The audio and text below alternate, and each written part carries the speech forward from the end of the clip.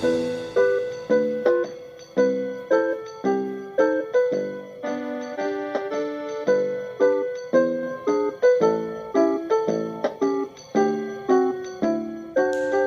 सभी को जय यीशु की। तो प्यारे बच्चों, आज तक जो था हम सब साथ में थे और मैं आपको ऑनलाइन विश्वास प्रशिक्षण श्रृंखला की कक्षाएं आपके साथ ले रही थी और साथ ही साथ आप लोगों ने बहुत अच्छा समय व्यतीत किया होगा। और आज जो है, आज इस श्रृंखला के मैं अंतिम पाठ पर पहुंची हूँ, जो कि है पाठ 11 कलीसिया में मेरी बुलाहट। तो इस पाठ को शुरू करने से पहले जो है, आइए हम सब प्रार्थना करेंगे और ईश्वर को धन्यवाद देते हैं कि इतने लंबे समय तक उन्होंने हम सभी को स्वस्थ रखा ताकि हम आपको ये शिक्षा दे सकें और आप जो है अच्छी तरीके से अपने घरों में रहें। और आप भी इस छोटी सी प्रार्थना के द्वारा ईश्वर को धन्यवाद दीजिए कि हम सभी सुरक्षित हैं। तो हे पिता परमेश्वर, हम आपको धन्यवाद देते हैं इस समय के लिए जो कि आपने हमें प्रभु दिया है। प्रभु, सारी जीवन के वरदानों के लिए हम आपको धन्यवाद देते हैं। प्रभु, आज तक जो कुछ भी हमने इन कक्षाओं में पढ़ा है उसे हम अपने जीवन में लागू करने वाले हो सके और हम उसे एक दूसरे के साथ बांट सके तथा अपनी पल्ली में, अपने परिवारों में एक साथ रह करके हम प्रभु ईश्वर के और नजदीक आए और उस ईश्वर का धन्यवाद कर सके। अब आप हमारी इस छोटी सी विनती को सुनिए और कबूल करिए। आपके मीठे और पवित्र नाम से मांगते हैं, आमीन। तो प्यारे बच्चों, जो हमने ये कक्षा 10 में जो जितने भी पाठ पढ़े थे उसमें कलीसिया के बारे में बताया गया था। तो जो इसका अंतिम पाठ है वो है कलीसिया में मेरी बुलाहट। बुलाहट का मतलब होता है किसी चीज के लिए बुलावा होना या आपको आमंत्रित होना। तो इसमें क्या है कि कलीसिया में आपकी बुलाहट का मतलब है कि कलीसिया में आपका क्या कर्तव्य है, आप क्या क्या उसमें कर सकते हैं। तो इसमें जो है किताब जो आपकी है, उस किताब में आप देख रहे हैं पहले वाले पेज पे, उसमें 3 बर्तन बने हुए हैं और उन बर्तन के ऊपर में गुड़िया बनी हुई है। सबसे पहले वाले में एक रुई की गुड़िया है और दूसरे में मिट्टी की गुड़िया और तीसरे में शक्कर की गुड़िया। तो इस चित्र को देख करके मैं आपसे कुछ प्रश्न पूछूंगी, वो आप बताओगे कि यदि ये गुड़ियाएं जलपात्र जो रखे हुए उनमें डुबा दी जाए तो वो क्या होगा। तो जो रुई की गुड़िया है वो क्या करेगी, सारा पानी सोख लेगी और मिट्टी की गुड़िया जो है उसमें घुल जाएगी और शक्कर की गुड़िया भी जो है उसमें घुल जाएगी।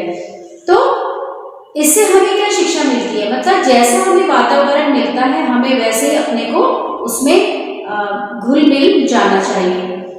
आप इनमें से कौन सी गुड़िया बनना चाहेंगे? तीनों गुड़िया जो आपके सामने इस चित्र में दिखाई जा रही है उसके हिसाब से आप कौन सी गुड़िया बनना पसंद करेंगे। तो ये प्रश्न जो है आपके ऊपर निर्भर करता है कि आप कलीसिया में किस तरह से घुलते मिलते हैं और कलीसिया का आप पालन करते हैं आज्ञाओं का। तो हम इस संसार में रहते हैं कि मनुष्य जो है में बहुत सारे विभिन्न गुण और विशेषताएं हैं। ईश्वर ने जब हमें इस दुनिया में भेजा तो हर एक व्यक्ति के पास क्या अलग अलग गुण हैं और अनेकों विशेषताएं हैं। तो हम इनको क्या करेंगे, 3 भागों में बांटेंगे। तो पहला भाग जो है वो है स्वार्थी लोग जो दूसरों का शोषण करते हैं। हम देखते हैं कि समाज में बहुत से ऐसे लोग होते हैं वो सिर्फ दूसरों का शोषण करते रहते हैं। जैसे हम देखते हैं चित्र में जो रुई की गुड़िया इसका प्रतीक है। तो रुई की गुड़िया करती सारे पानी को सोख लेती है। फिर दूसरा है अपराधी और दुष्ट जो समाज का विनाश करते हैं, जैसे मिट्टी की गुड़िया जल को क्या करेगी, दूषित कर देगी। क्योंकि साफ पानी में जब हम गुड़िया को डालेंगे मिट्टी की गुड़िया को तो वो क्या करेगी, मिट्टी की है और वो सब कुछ पानी को गंदा कर देगी। तीसरा है भले लोग जो दूसरों के लिए अपने जीवन को निछावर कर देते हैं, मतलब शक्कर की जो गुड़िया है वो अपने आप पानी में क्या करेगी, घुल जाएगी।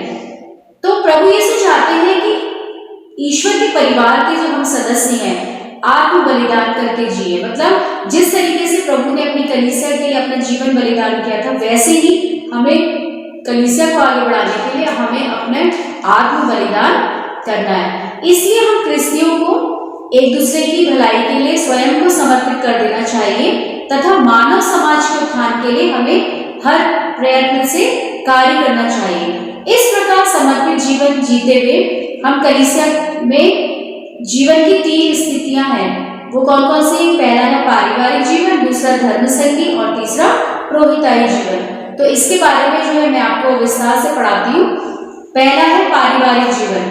तो पारिवारिक जीवन जो है, प्रारंभ में ईश्वर ने क्या की थी, ईश्वर ने पुरुष और स्त्री के रूप में उसकी रचना की और उन्हें परिवार हेतु बनाया। परिवार में, क्योंकि जब माता पिता है, स्त्री पुरुष, उसके बाद जब उनके बच्चे होते तो एक परिवार बनता है। तो प्रभु भी एक परिवार में जन्मे थे और वे अपने माता पिता के साथ रहे और साथ ही साथ उन्होंने उनकी आज्ञाओं का पालन भी किया।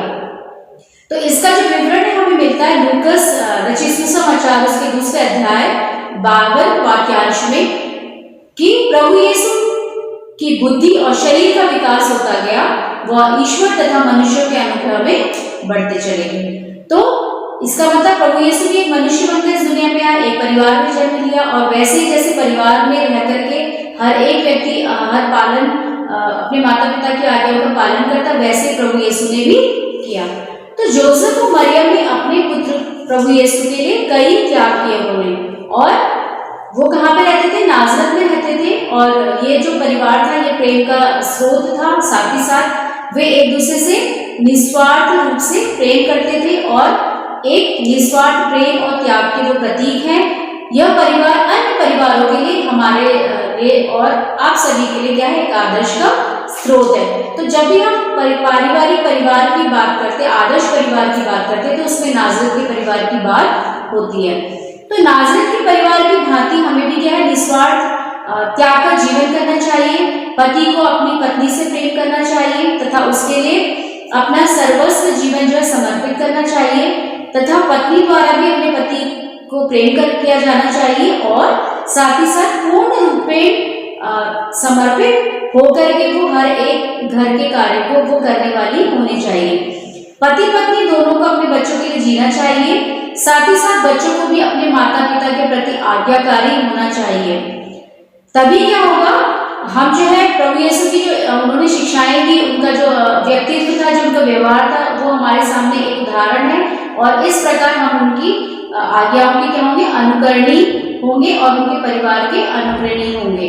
इसके अलावा परिवार जो एक शिक्षण संस्था की तरह है और वहाँ जो बच्चे हैं वो भले मनुष्यों की तरह अपना जीवन व्यतीत करने के लिए आवश्यक गुण तथा विशेषताएं सीखते हैं। तो यदि हम समाजशास्त्र में भी पढ़ते हैं तो परिवार जो होती है सबसे पहली इकाई होती है। तो परिवार के द्वारा ही समाज का निर्माण होता है। तो उस समाज का निर्माण करने के लिए, उस परिवार का निर्माण करने के लिए हमें जो है माता पिता के साथ में रह करके उनकी आज्ञाओं का पालन करते हुए ही हमें अपने परिवार में अपना जीवन निर्मित करना चाहिए। उसके बाद है दूसरा धार्मिक जीवन। जब हम परिवार में रह रहे हैं उसके बाद हम जिस किसी कलीसिया में जाते हैं तो उस कलीसिया में क्या है, हमें उस कलीसिया के नियम और उसके कानूनों को भी मानना, जो कि हमारे धार्मिक जीवन के बहुत ज्यादा महत्वपूर्ण है। तो धर्म सनियों ने कलीसिया के जीवन और विकास के लिए इसमें भाग लिया, महत्वपूर्ण तरीके से भाग लिया। वे स्वयं को प्रार्थना में जीवन और तपस्या तथा निस्वार्थ सेवा में सक्रिय रखते हैं। तो वो हमेशा क्या करते हैं, धार्मिक जीवन में अपना जीवन को व्यतीत करते हैं और जो क्रिस्त के द्वारा दी गई सारी आज्ञाएं हैं उसका पालन करते हैं और साथ ही साथ वो क्रिस्त की निकटता में अपने को पवित्र रखते हैं।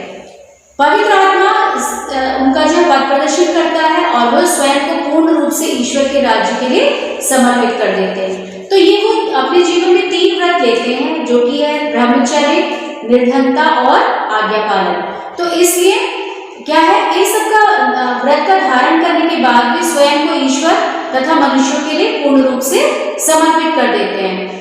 तो जब वो इस तरीके से अपने जीवन को समर्पित करते हैं तो स्थानीय जो धर्माध्यक्ष और पल्ली पुरोहित के सहयोग से वे पल्ली तथा धर्म प्रांत में ईश्वर के राज्य के विस्तार के लिए स्वयं को हमेशा सक्रिय रखते हैं।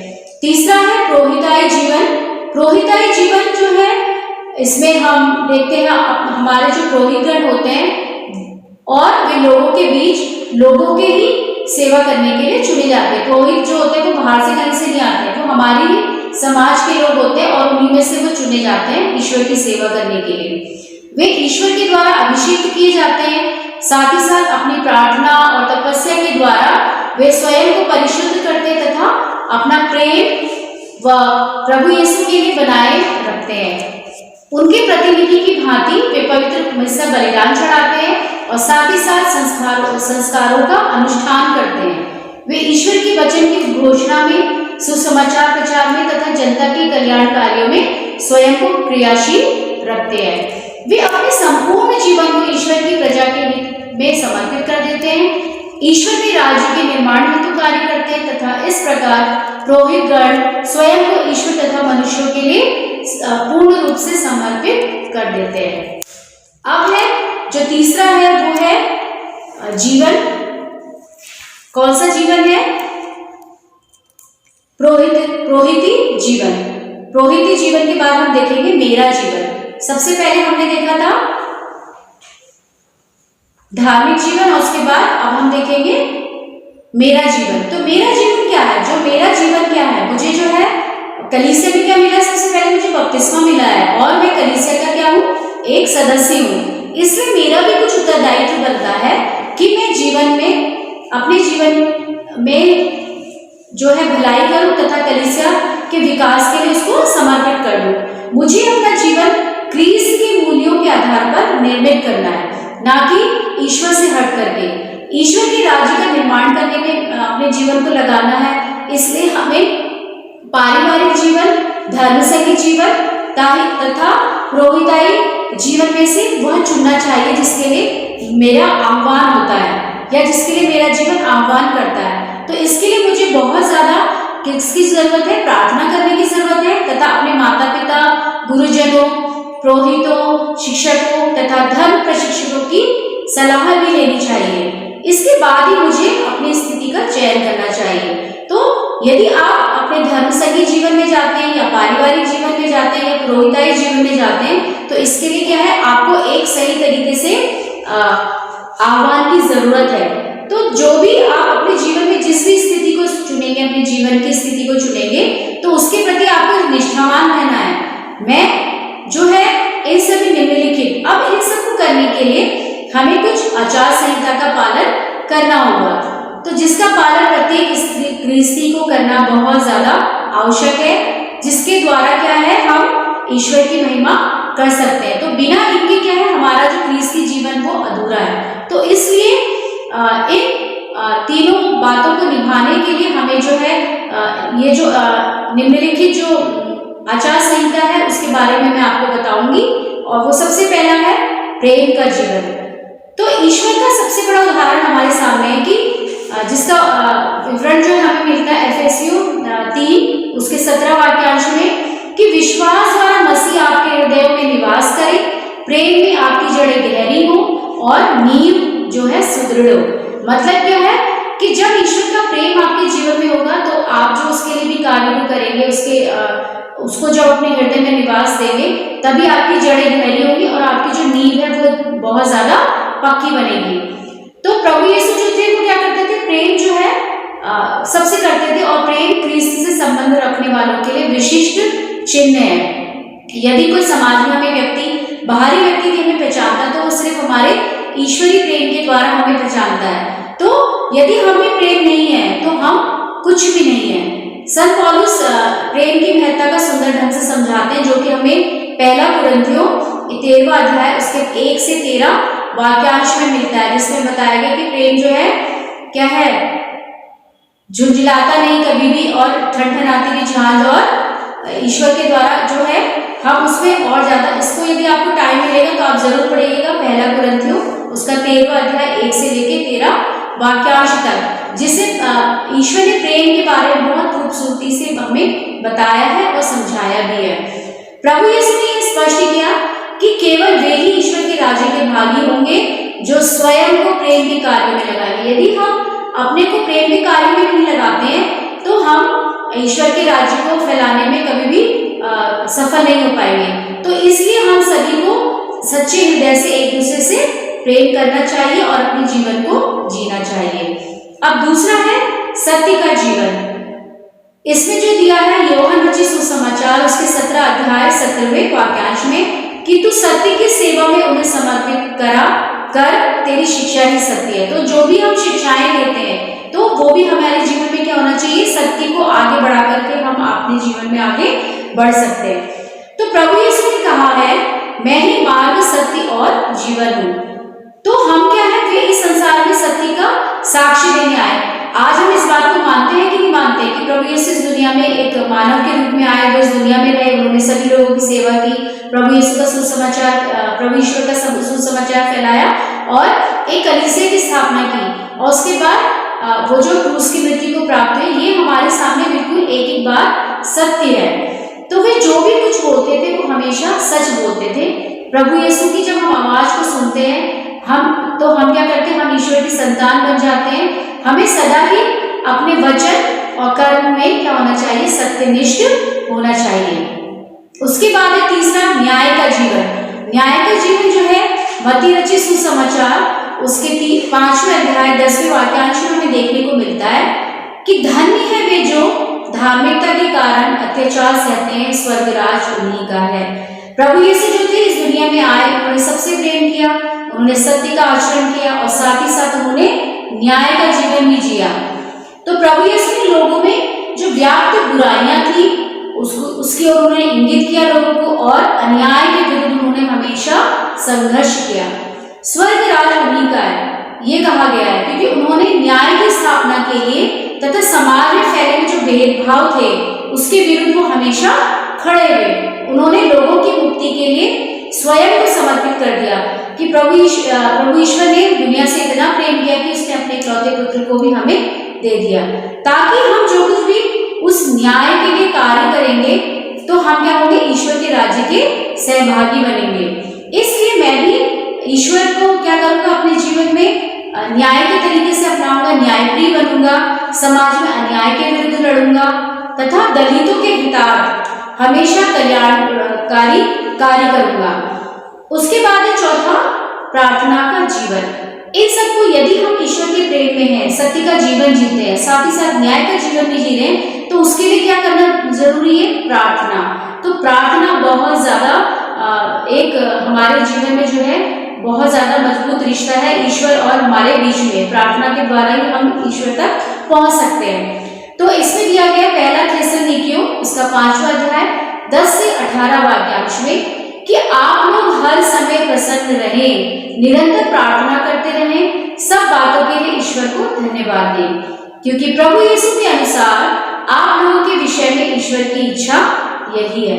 तो प्रभु ईश्वर क्या चाहते हैं कि हम हमेशा प्रसन्न रहें, प्रार्थना करते रहें, सब बातों के लिए ईश्वर को धन्यवाद देते रहें। उसके बाद हम ईश्वर के अनुसार और ईश्वर की इच्छा के अनुसार हम अपने जीवन को जिए, क्योंकि ये ईश्वर की इच्छा है। तो प्रभु यीशु क्या करते थे, वो प्रार्थना में जीवन कैसे व्यतीत करते थे? वो सबसे पहले प्रातः मतलब सुबह के समय में और संध्या समय तथा रात्रि के समय वो प्रार्थना करते थे, मतलब 3 समय पे, सुबह, शाम और रात्रि में। तो क्या हम ऐसा करते हैं? यदि हम ऐसा करते हैं तो वाकई हम प्रभु यीशु के अनुयायी हैं। उन्होंने मरुभूमि में तक रहते हुए 40 दिन तक उपवास रखा और ईश्वर से प्रार्थना की। उन्होंने गेत्सेमनी में, क्रूस पर तथा अंतिम सांस लेते समय भी ईश्वर ने क्या की थी, प्रार्थना की थी। उनका जीवन भी प्रार्थनामय था। उन्होंने अपने शिष्यों को भी प्रार्थना करना सिखाया तथा सच्ची प्रार्थना के गुण कई दृष्टांतों के द्वारा समझाया। जो आज हम प्रभु की प्रार्थना जो है हमारे पिता, वो भी प्रभु यीशु के द्वारा हमें सिखाई गई है और हम उसको हमेशा बोलते हैं और प्रभु को सबसे पहले स्थान देते हैं। कई दृष्टांत बाइबल में जो हम पढ़ते हैं तो कई दृष्टांतों के माध्यम से भी उन्होंने हमें प्रार्थना करना सिखाया। प्रभु यीशु का अनुकरण करते हुए जब शिष्यों ने मरियम जो कि हमारी माता है उनके साथ भी उन्होंने प्रार्थना की। प्रारंभिक क्रिस्ती और संत जन भी जो थे वो प्रार्थना वीरों की भांति देखे गए, क्योंकि उन्होंने प्रार्थना के द्वारा ही ईश्वर को अपने जीवन में लागू किया। और साथ ही साथ माता मरियम जो थी वो भी शिष्यों के साथ में अंतिम समय तक प्रभु यीशु के साथ थी और उन्होंने उसके बाद भी प्रभु यीशु के मरण के बाद भी उन्होंने अपने शिष्यों को, प्रभु यीशु के शिष्यों को नहीं छोड़ा और उनके साथ वो हमेशा रही, क्योंकि वो भी एक मध्यस्थ है हमारे और ईश्वर के बीच में। यदि हम माता मरियम से आज प्रार्थना करते हैं तो वो हमारे लिए प्रभु ईश्वर से प्रार्थना करती है। उन्होंने जो है एक माता का जो उनका जो रोल था उन्होंने बहुत अच्छी तरीके से निभाया। तो इसलिए इन सब चीजों को हम देखते हैं तो हमें भी क्या करना है, प्रतिदिन प्रार्थना करना है कि ऐसा दृढ़ संकल्प हमें लेना है और ताकि क्यों हम प्रार्थना करें, ताकि जिससे ईश्वर का जो आशीर्वाद है वो हमेशा हमें मिले, हमेशा हमारे जीवन में फले फूले और मेरा संबंध ईश्वर तथा अन्य लोगों के साथ में प्रगाढ़ होता जाए। ईश्वर ने, प्रभु यीशु ने जो था अपने संबंध को केवल अपने तक सीमित नहीं रखा था, उसने हमेशा जो था प्रभु यीशु ने अपने शिष्यों से प्रेम किया, सब लोगों से प्रेम किया और उनका जो संबंध था सबके साथ में प्रगाढ़ होता गया।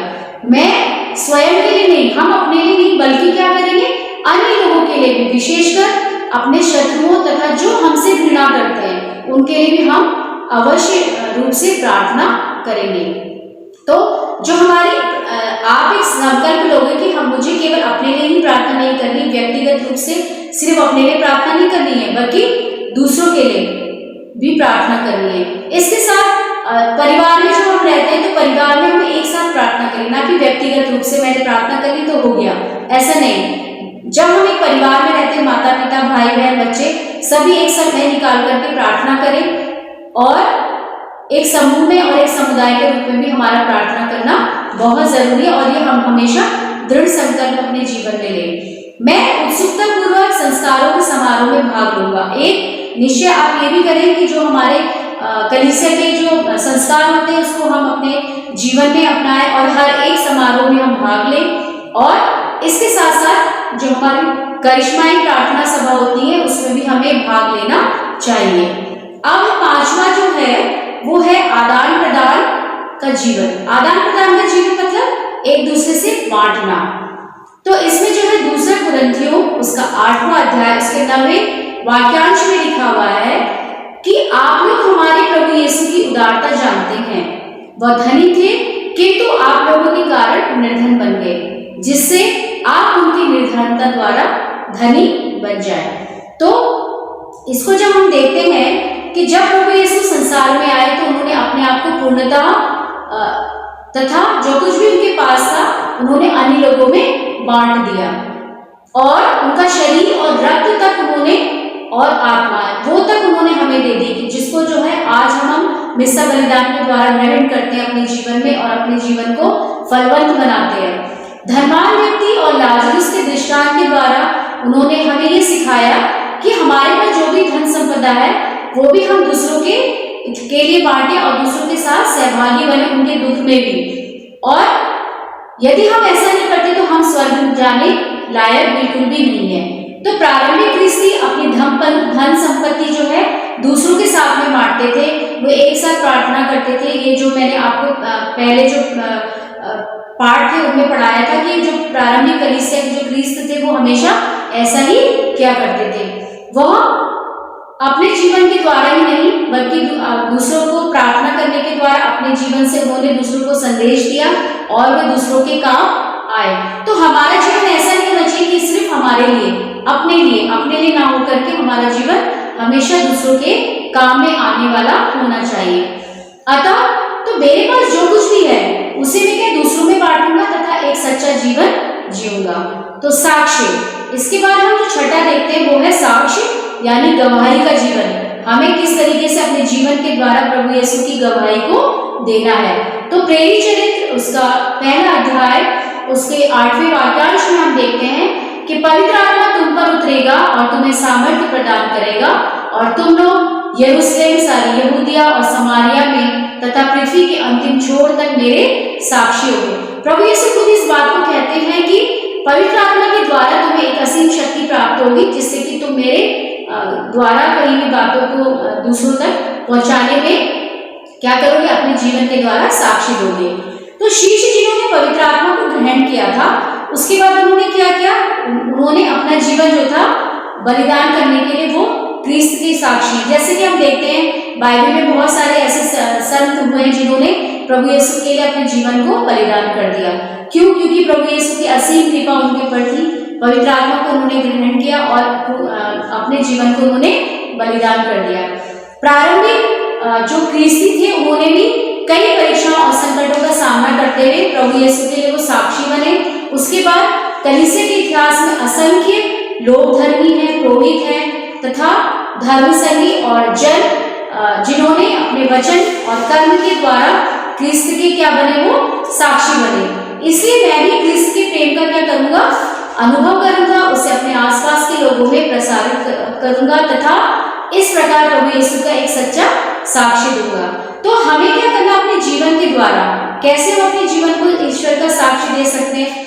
अपने प्रेम रूपी जीवन के द्वारा, सत्य के जीवन के द्वारा, न्यायपूर्ण जीवन से तथा प्रार्थनामय जीवन और अपने आदान प्रदान के जीवन के साथ साथ हम ईश्वर के प्रेम की गवाही दे सकते हैं। तो बच्चों जो ये पाठ यहीं पे समाप्त होता है, तो उसको जो मैं आपको बताने के लिए ये बताती हूँ कि आपको भी इन सब बातों के द्वारा अपने जीवन में क्या है, एक जीवन को आदर्श बनाना है। कैसे कि मैं भी अपने जीवन स्थिति को ऐसे अपनाऊंगा कि क्रिस्ट का जो है निष्ठापूर्वक अनुसरण करूं। मैं जैसे भी अनुसरण करूं ईश्वर का, लेकिन वो क्या होना चाहिए, निष्ठावान तरीके से होना चाहिए। उसके साथ साथ मैं क्रिस्त के मनोभाव से प्रेरित होकर सोचूंगा या सोचूंगी, बोलूंगा या बोलूंगी, या फिर वैसे ही कार्य करूंगा।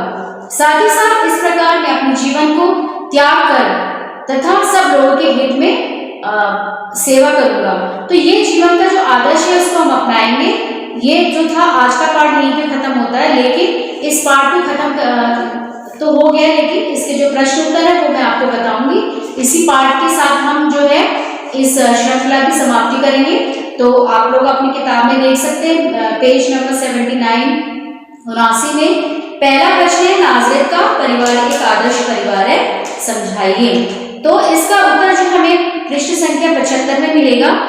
प्रारंभ में ईश्वर ने मनुष्य की रचना पुरुष और स्त्री के रूप में की और उन्हें परिवार के रूप में रहने हेतु बनाया। प्रभु यीशु भी परिवार में जन्मे थे। वे अपने माता पिता के साथ रहे और उनकी आज्ञाओं का पालन करते थे। जोसेफ और मरियम ने अपने पुत्र प्रभु यीशु के लिए कई त्याग किए। यह परिवार नाज़रेत में रहता था। यह प्रेम का स्रोत तथा निस्वार्थ त्याग का प्रतीक था। यह परिवार तथा अन्य परिवारों के लिए आदर्श का स्रोत है। अब हम देखते हैं प्रश्न संख्या 2। एक अच्छा परिवार एक शिक्षणशाला होता है, कैसे? तो इसका जो उत्तर है हम इसमें देखेंगे, वे जो पारिवारिक जीवन अपनाते हैं उन्हें नाज़रेत के परिवार की भांति निस्वार्थ त्याग का जीवन जीना चाहिए। पति को अपनी पत्नी से प्रेम करना चाहिए तथा उसके लिए अपना सर्वस्व समर्पित करने को तत्पर रहना चाहिए। पत्नी द्वारा अपने पति को प्रेम किया जाना चाहिए और उसे पूर्ण रूपेण समर्पित होना चाहिए। पति और पत्नी दोनों को अपने जीवन के लिए जीना चाहिए, बच्चों के लिए जीना चाहिए। बच्चों को भी अपने माता पिता के लिए आज्ञाकारी होना चाहिए और इस तरह उनके प्रति अपना प्रेम प्रकट करना चाहिए। इस प्रकार के परिवार अनुकरणीय होंगे। धर्म संज्ञा पुरोहित तीन बुलाहट संबंधी तथा दूसरों की सेवा में अपने आप को समर्पित करने वाले व्यक्ति ऐसे ही भले परिवारों से आते हैं। परिवार एक शिक्षण संस्था की तरह है जहां बच्चे भले मनुष्यों की तरह जीवन व्यतीत करने के लिए आवश्यक सभी गुण तथा विशेषताएं सीखते हैं। अब है प्रश्न संख्या 3, पुरोहितों के समर्पित जीवन का वर्णन कीजिए। तो इसको हम देखेंगे पृष्ठ संख्या 76 में। पुरोहित वे व्यक्ति होते हैं जो लोगों के बीच से ही लोगों की सेवा करने के लिए चुने जाते हैं। वे ईश्वर द्वारा अभिषिक्त किए जाते हैं। अपनी प्रार्थना तथा तपस्या द्वारा वे स्वयं को परिशुद्ध करते तथा अपना प्रेम प्रभु यीशु के लिए बनाए रखते हैं। उनके प्रतिनिधि की भांति वे पवित्र मिसा बलिदान चढ़ाते हैं तथा संस्कारों का अनुष्ठान करते हैं। वे ईश्वर के वचन की उद्घोषणा में, सुसमाचार प्रचार में तथा जनता के कल्याण कार्यों में स्वयं को क्रियाशील रखते हैं। वे अपने संपूर्ण जीवन को ईश्वर की प्रजा के हित में समर्पित कर देते हैं और ईश्वर के राज्य के निर्माण हेतु कार्य करते हैं। इस प्रकार पुरोहितगण स्वयं को ईश्वर तथा मनुष्यों के लिए पूर्ण रूपेण समर्पित कर देते हैं। अब है प्रश्न 4, धर्म संघ द्वारा ग्रहण किए जाने वाले 3 व्रत प्रतिज्ञाएं क्या क्या है? तो ये प्रश्न जो है जिसका उत्तर आपको पृष्ठ संख्या 76 में मिलेगा। इसमें दिया हुआ है कि धर्म संघ द्वारा ग्रहण किए जाने वाले 3 व्रत हैं, ब्रह्मचर्य, निर्धनता और आज्ञा पालन। ये इसका उत्तर है। उसके बाद है किन माध्यमों से धर्म संघी अपने समर्पित जीवन को प्रकट करते हैं? तो इस प्रश्न का उत्तर हम देखेंगे कि इस उनका समर्पण भाव उनके कार्यों तथा अर्थात सुसमाचार की घोषणा, शिक्षा, स्वास्थ्य सेवा, समाज सेवा आदि में प्रकट होता है। स्थानीय धर्माध्यक्ष और पल्ली पुरोहित के सहयोग से वे पल्ली तथा समाधन प्रांत में ईश्वर के राज्य के विस्तार के लिए स्वयं को सक्रिय रखते हैं। इसके बाद है प्रश्न 6, आप अपनी जीवन स्थिति का चयन किस प्रकार करेंगे? तो ये प्रश्न संख्या पृष्ठ संख्या 77 में इसका उत्तर आपको मिलेगा। ये है, मुझे बपतिस्मा मिला है और मैं कलीसिया का सदस्य हूँ, इसलिए मेरा यह उत्तरदायित्व है कि मैं अपने जीवन को जनता की भलाई तथा कलीसिया के विकास के लिए समर्पित करूँ।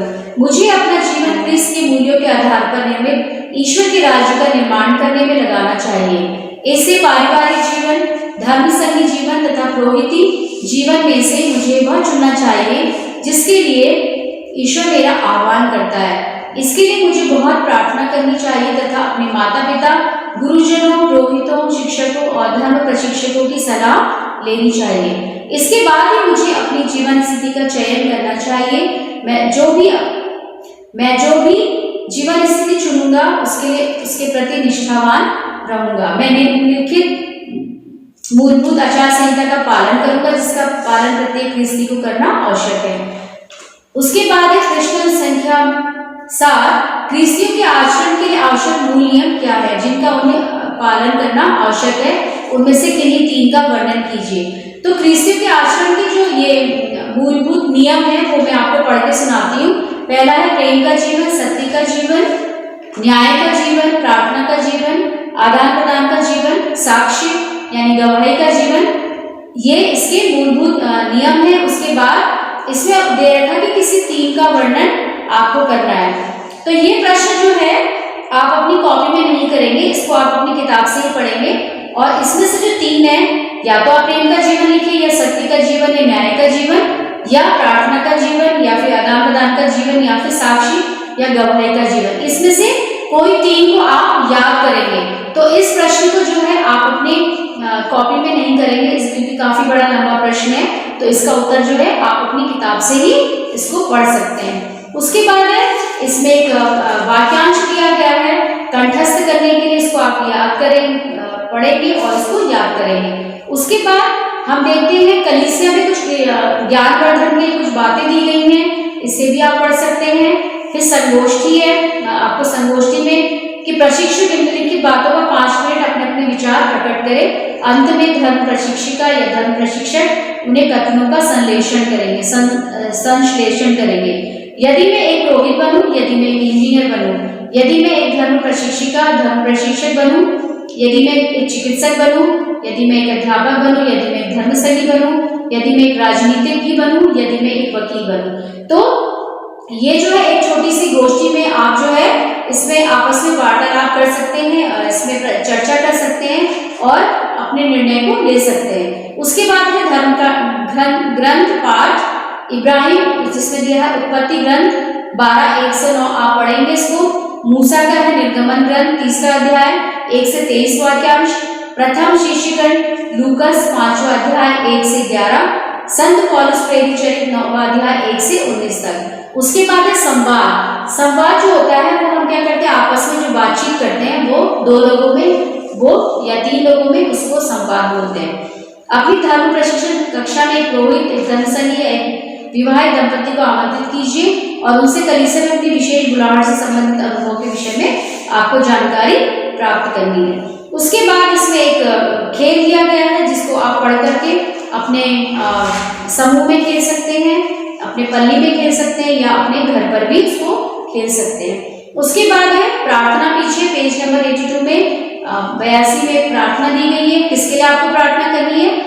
विभिन्न समूहों में विभाजित कर हमें, अभी तो लॉकडाउन का समय तो हम ऐसे समूह में प्रार्थना नहीं कर सकते, तो इसलिए आप क्या करेंगे, अपने परिवारों में प्रार्थना करेंगे। किनके लिए? पारिवारिक जीवन के लिए, धर्म संगियों के जीवन के लिए तथा पुरोहिती जीवन के लिए की बुलाहट के लिए आप क्या करेंगे, प्रार्थना करेंगे और उसका वाचन करते रहेंगे ताकि ईश्वर की बुलाहट को जो है आप सही तरीके से समझ सकें। उसके बाद है क्रिस्ती आगमन की जो मिस्सा बलिदान जो हमारा होता है उसमें आप धर्म संगीत तथा पुरोहिती बुलाहट हेतु भी प्रार्थना कर सकते हैं और साथ में भाग ले सकते हैं। इसमें गीत दिया गया है कि मैं कभी तुम्हारा साथ ना छोड़ूंगा। ये जो गाना है अक्सर हम लोग पुरोहितों के लिए गाते हैं। तो मुझे आशा है कि जो है इन सभी पाठों के द्वारा जरूर आपने कोई ना कोई शिक्षा को ग्रहण किया होगा, उसको आप अपने जीवन में लागू कीजिए। और ये बहुत अच्छी बात रही कि ऐसे इस कठिन समय में, कोविड-19 के समय में हम सभी एक ऑनलाइन के माध्यम से मिले और हम लोगों ने सबके लिए प्रार्थना की। साथ ही साथ जो हमारी ऑनलाइन की कक्षाएं थी वो बहुत अच्छी तरीके से चली और इसके लिए हम फादर बाबू और सभी का धन्यवाद करना चाहते हैं कि उन लोगों ने हमें एनकरेज किया कि हम जो है इस विश्वास प्रशिक्षण श्रृंखला को चला सके। तो जो था कक्षा 10 के विद्यार्थियों के लिए जो हमारी किताब थी यात्री कलीसिया और उसका 10वां भाग पाठ 11 यहाँ तक समाप्त होते हैं। मुझे आशा है कि जो कुछ भी मैंने आपको पढ़ाया होगा वो आपको समझ में आया होगा और उसको आप अपने जीवन में ग्रहण करने वाले बने होंगे।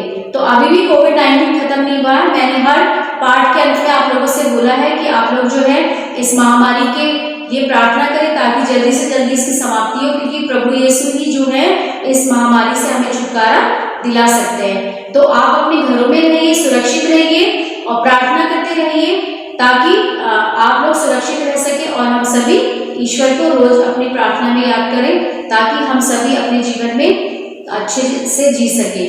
तो तब तक के लिए आप सभी से जय यीशु।